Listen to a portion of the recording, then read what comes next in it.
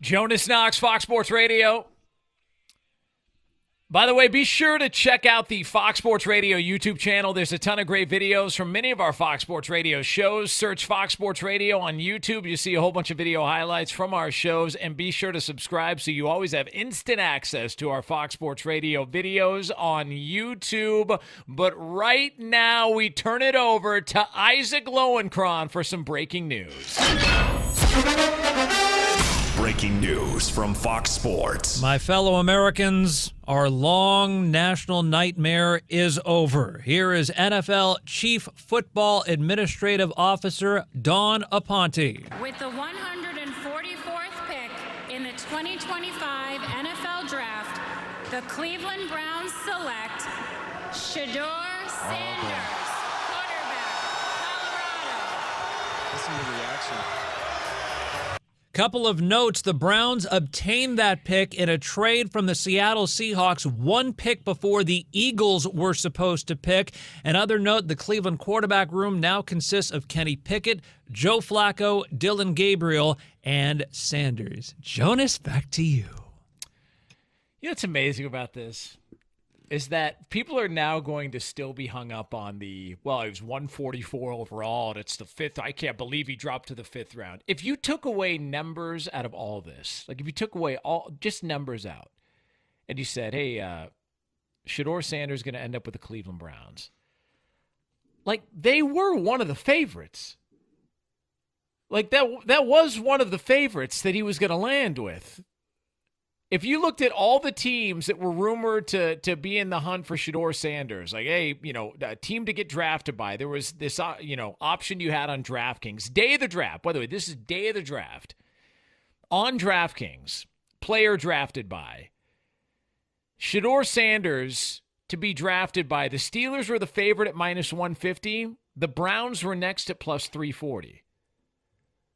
It was the usual suspects this whole time.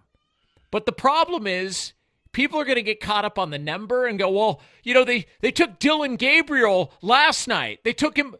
Dude, you're still ending up in the same spot that you would have probably been in. The only difference is you're going to have to beat out somebody else that, according to a lot of insiders out there, you should have been taken well before of anyways.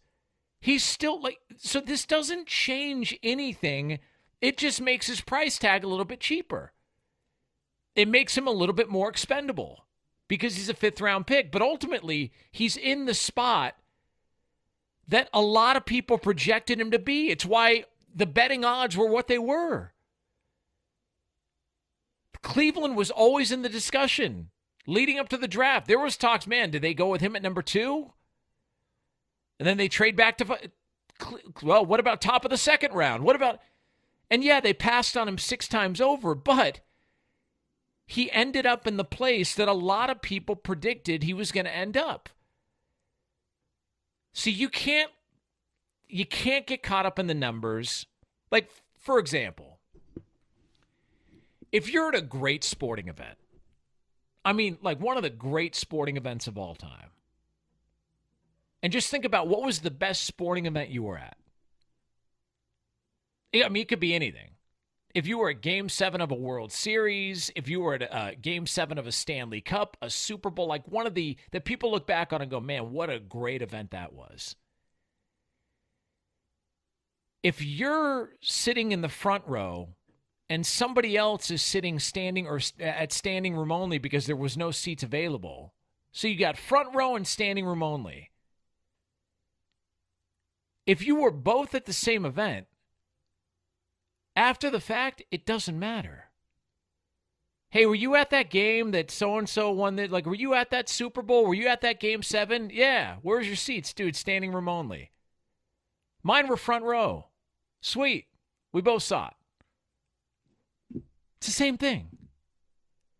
He's in Cleveland. Whether he's a fifth-round pick, fourth, third, second, doesn't matter.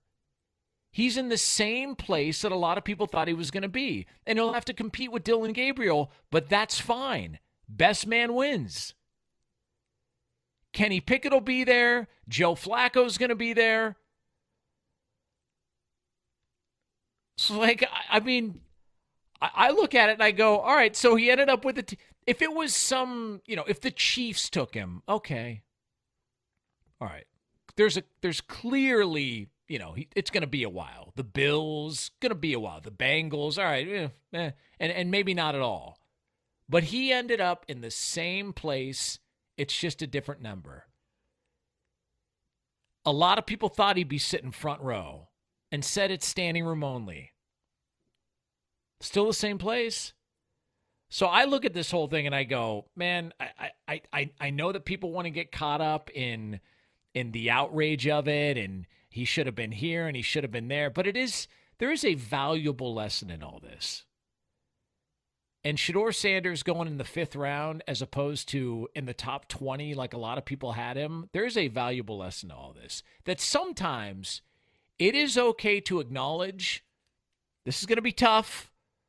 Going to be real tough for a lot of people. It is okay to acknowledge you might have just gotten it wrong. Okay? There is nothing wrong with that.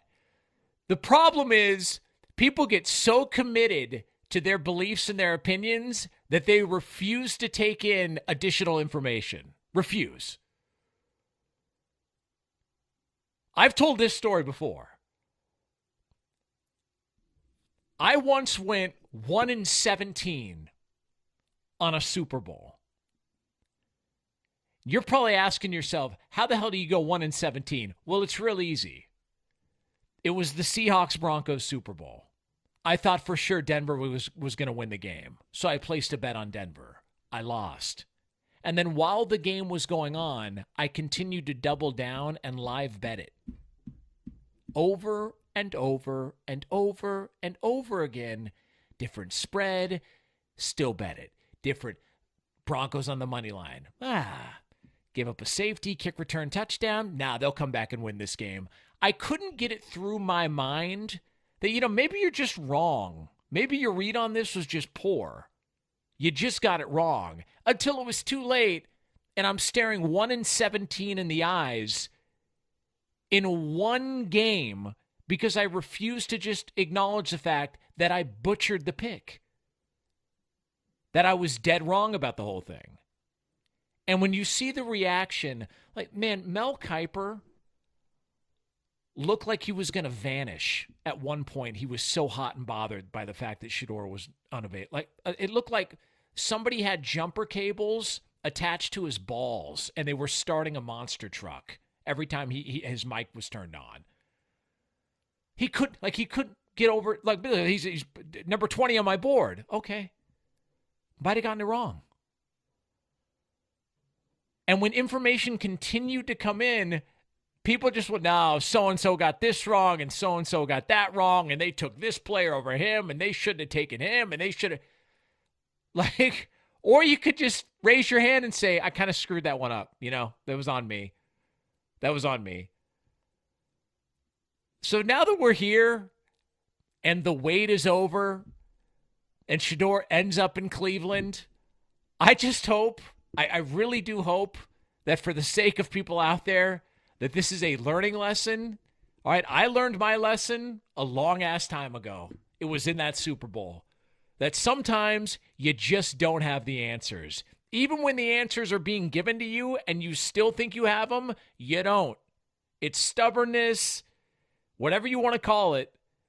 It felt like a lot of that was playing out over the past couple of days. People refused to believe what was being told to them in real time while it was happening. No, that's not possible. That's not possible. No, I had it here, yet this is good. No. They're all wrong. Okay. And that's how this whole thing played out. But good for Shedeur. He doesn't have to wait around anymore. He's not being prank called by a couple of slappies in a dorm room in Ole Miss.